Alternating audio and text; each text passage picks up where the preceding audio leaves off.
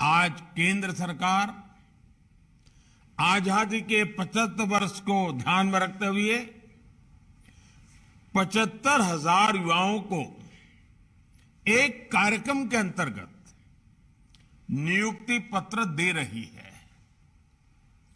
बीते 8 वर्षों में पहले भी लाखों युवाओं को नियुक्ति पत्र दिए गए हैं, लेकिन इस बार हमने तय किया कि इकट्ठे नियुक्ति पत्र देने की परंपरा भी शुरू की जाए, ताकि डिपार्टमेंट में भी टाइम बाउंड प्रक्रियाएं पूरा करने और निर्धारित लक्ष्य को जल्द से पार करने का एक सामूहिक स्वभाव बने। आज भारत दुनिया की 5वीं बड़ी अर्थव्यवस्था है।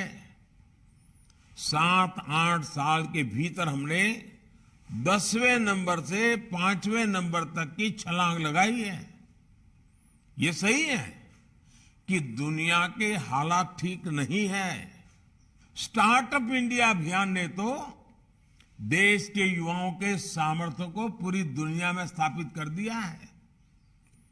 2014 तक जहां देश में कुछ इने गुने 100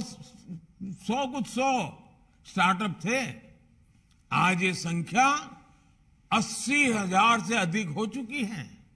गोंयांतय 25 जाणांक जॉब लेटरां दिल्यात। 25 जाण खंय गोंयचे।